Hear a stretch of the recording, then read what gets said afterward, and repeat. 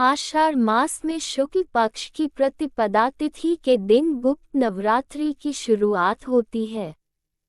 चैत्र नवरात्रि और शारदीय नवरात्रि में मां दुर्गा के 9 रूपों की पूजा की जाती है।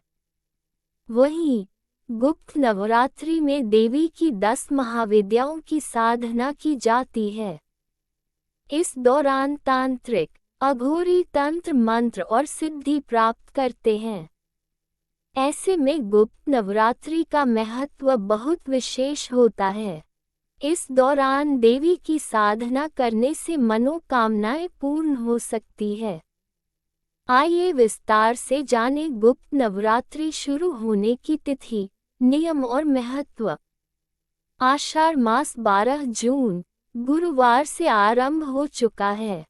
इस महीने में शुक्ल पक्ष की प्रतिपदा तिथि के दिन आषाढ़ गुप्त नवरात्रि की शुरुआत हो जाती है। पूरे वर्ष में 4 नवरात्रि आती हैं, जिनमें से एक गुप्त नवरात्रि होती है। हिंदू धर्म में इन 9 दिनों का बहुत खास महत्व होता है। एक गुप्त नवरात्रि माघ में भी आती है। मान्यता है कि ये नवरात्रि सिद्धि और साधना के लिए बहुत महत्वपूर्ण होती हैं।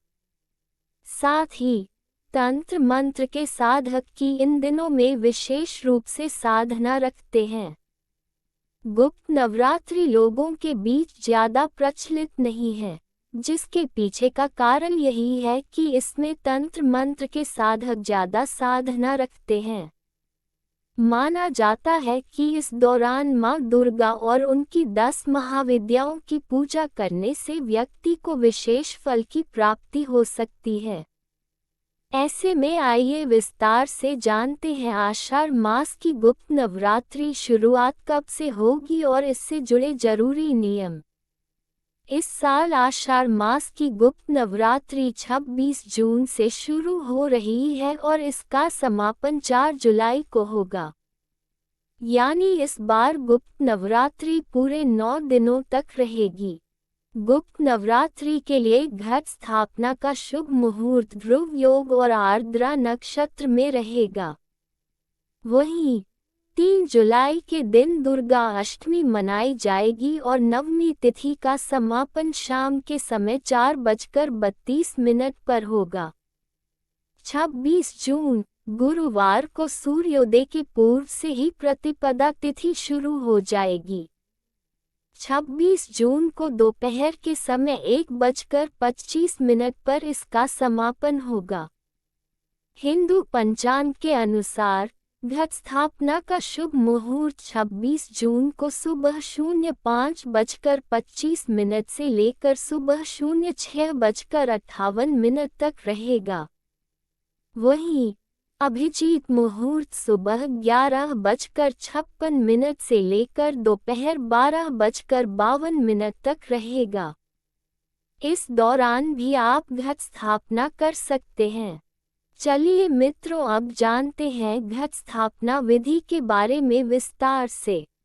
सबसे पहले घट स्थापना के लिए मिट्टी का कलश, गंगाजल, अक्षत, जौ, गंगा जी की मिट्टी, नारियल, लाल वस्त्र, अशोक या आम के पत्ते, सुपारी, सिक्का, रोली, मौली और आदि इकट्ठा कर लें। घर के ईशान कोण में ही कलश स्थापना करें। एक साफ मिट्टी के बर्तन में मिट्टी डालकर जौ बोएं। फिर जौ वाले पात्र के ऊपर कलश स्थापित करें। कलश में गंगाजल, सुपारी, सिक्का, अक्षत, रोली, हल्दी और कुछ फूल डालें। कलश के मुख पर आम के पत्ते रखकर उसके ऊपर एक नारियल रखें। नारियल को लाल वस्त्र में लपेटकर मौली से बांध दें। घट स्थापित करने के बाद हाथ जोड़कर मां दुर्गा का ध्यान करें और उनके वैदिक मंत्रों का जप करें। अखंड ज्योति जलाने का संकल्प लें और कलश के पास एक दीपक जलाएं।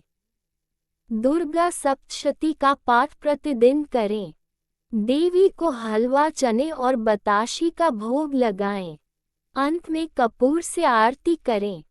फिर शंखनाद करें और पूजा में हुई भूल चूक के लिए माफी मांगे।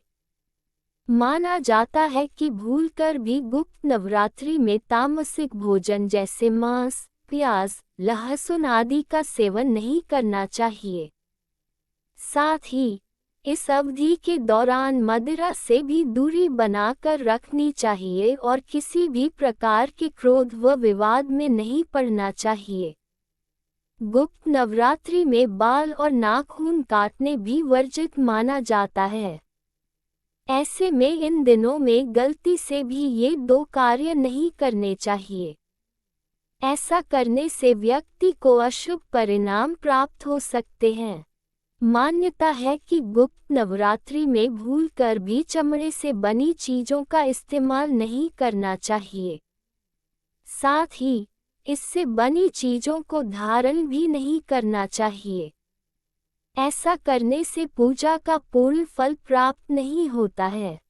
कहा जाता है नवरात्रि में दिन के समय सोना और बिस्तर पर सोना भी वर्जित होता है। खास तौर पर जो लोग नवरात्रि का व्रत रखते हैं उन्हें गलती से जमीन पर बिस्तर लगाकर सोना चाहिए। आषाढ़ मास की गुप्त नवरात्रि में सामान्य लोग मां दुर्गा की विधि विधान से पूजा अर्चना करते हैं। इसके अलावा तांत्रिक, अघोरी तंत्र मंत्र और सिद्धि प्राप्त करते हैं। ये सभी देवी की 10 महाविद्याओं की साधना करते हैं, जिन्हें बहुत शक्तिशाली माना जाता है। मान्यता है कि जिस व्यक्ति पर देवी की कृपा होती है, उसे किसी भी संकट का सामना नहीं करना पड़ता है। साथ ही ऐसे लोगों के लिए दुनिया में कुछ भी असंभव नहीं रहता है। देवी की 10 महाविद्याएं इस प्रकार हैं: माता धूमावती देवी, माता काली देवी, माता त्रिपुरा देवी, तारा देवी, माता षोडशी देवी, माता छिन्नमस्ता देवी, भुवनेश्वरी देवी, माता बगलामुखी देवी, माता कमला देवी और माता मातंगी देवी। इस 9 दिनों में व्रत, उपवास, दुर्गा सप्तशती पाठ, हवन और आरती की जाती है।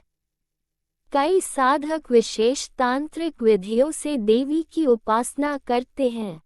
ये समय आध्यात्मिक उन्नति, आत्मबल की वृद्धि और दुर्भाग्य को दूर करने का होता है। देवी पूजन की तिथियां कब से कब तक हैं इस बारे में भी जान लेते हैं। 26 जून गुरुवार प्रतिपदा घट स्थापना मां शैलपुत्री। 27 जून शुक्रवार द्वितीया मां ब्रह्मचारिणी। 28 जून शनिवार तृतीया मां चंद्रघंटा। 29 जून रविवार चतुर्थी मां कूष्मांडा। 30 जून सोमवार पंचमी मां स्कंदमाता। 1 जुलाई मंगलवार षष्ठी मां कात्यायनी। 2 जुलाई बुधवार सप्तमी मां कालरात्रि। 3 जुलाई गुरुवार अष्टमी मां महागौरी। 4 जुलाई शुक्रवार नवमी मां सिद्धिदात्री, हवन और नवमी पूजन।